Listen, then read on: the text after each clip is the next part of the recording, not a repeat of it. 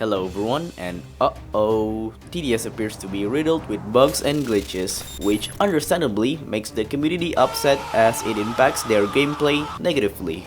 In terms of bug fixing, TDS has been on a decline throughout 2024, especially past the consumable updates as more severe bugs surface with each attempt at trying to fix previously existing glitches. Now you might think that the developers are incompetent or lazy. However, the issue is not as simple as you may perceive it to be. Naturally, you might be asking, if it's not that simple, what is it? Why aren't the developers transparent about this?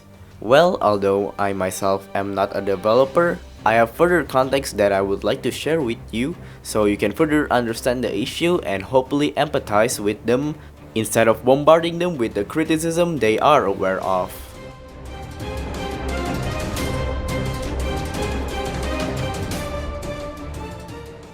It is firstly important to be aware of issues and things that halt development.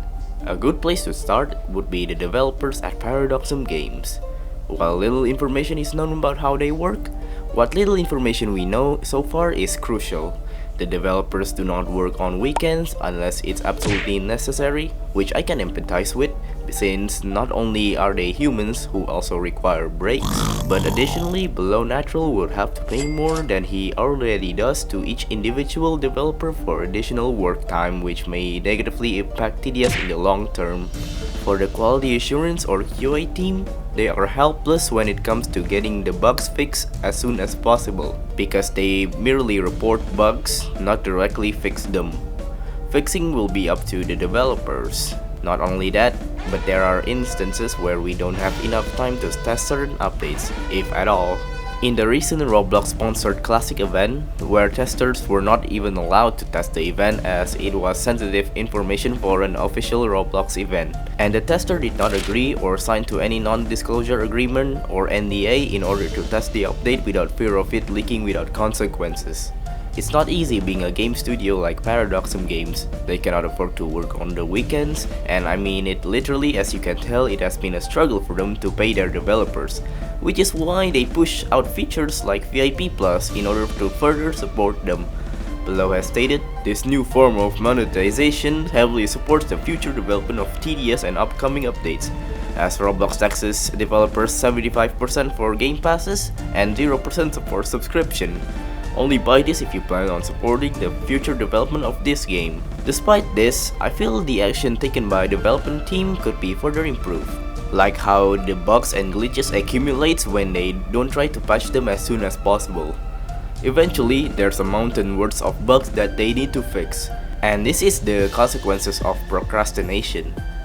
I do understand that the developers are human and they need to eat and sleep, but I feel like action should be taken to prevent snowballing as much as possible in the future. As for the situation of more confidential updates, you might ask if Roblox could be to blame for causing buggier updates. I would disagree, because this isn't the first time. It also happened for The Hunt, which was also sponsored by Roblox. Only this time there were no major bugs. But I still think it should be anticipated that when they were a part of the classic, that new bugs might have surfaced due to the major update after the hunt, and with little time they had to playtest the event without the assistance of the QA tester to help them find bugs and ensure fair gameplay. I definitely think some preparation should have been done in anticipation for such scenario, especially when this is the second time.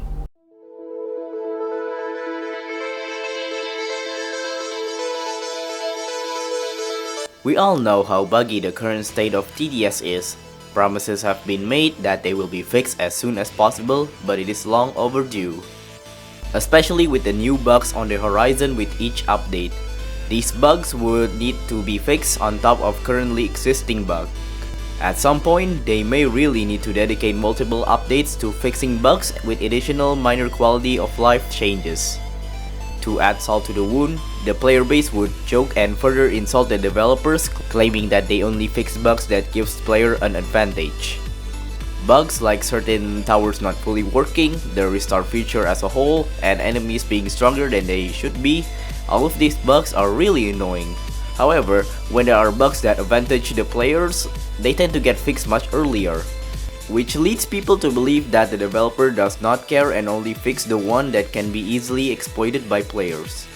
While it makes sense that they would fix infinite coin glitch, it just doesn't make sense that bugs that cause inconvenience to players don't get fixed as fast.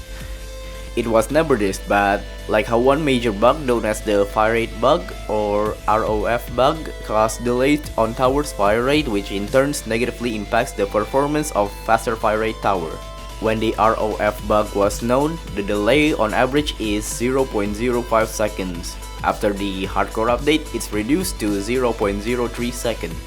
And finally, in modern times, it is now an average 0.008 second delay. So it's practically fixed as long as the tower don't have an extremely low fire rate.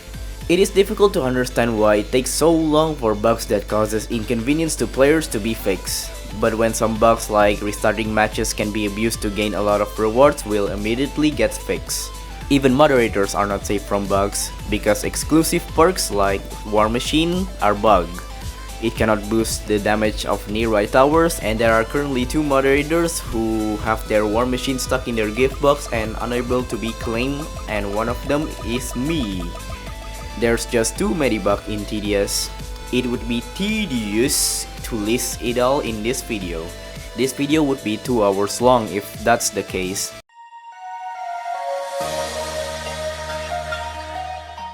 Let's start off with the current information publicly available and has been stated by one of the developers on what is causing these bugs. A lot of these bugs were caused by the Consumable updates because every single tower and enemies was changed to work with the timescale feature. But when they tried to release it too early to the main game, several problems started to appear since a lot of towers and enemies have very outdated code, which makes even more work needed to be done. I do not think timescale is even that important. They seem to prioritize something that doesn't even matter that much. Tower Defense X developers are easily able to make speed up feature in TDX because when they started from ground up, they make sure the enemies and towers can harmonize with speed up, so they are able to manage the game properly. This is unlike TDS, where the developer never thought of making timescale a thing from the beginning. Again, not many people really ask for timescale, so that can go much later to ensure it doesn't screw up the current game. Once everything is sorted out, the timescale should not be breaking towers and enemies frequently in the future.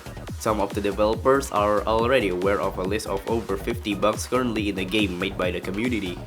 They are slowly trying to get through all of them one by one, so hopefully after they finish digging through them, these incidents won't be as severe.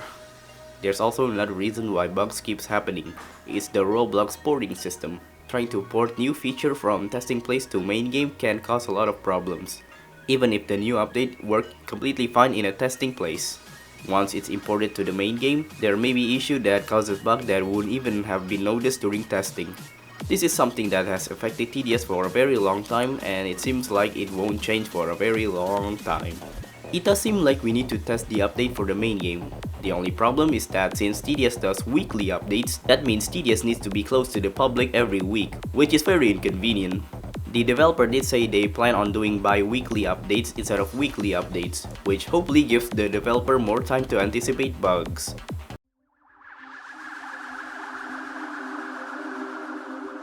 Who doesn't love spreading misinformation, especially when you have access to the internet? Despite the bugs you and I might have experienced, I should also talk about how people love to overreact or just lie about TDS bugs.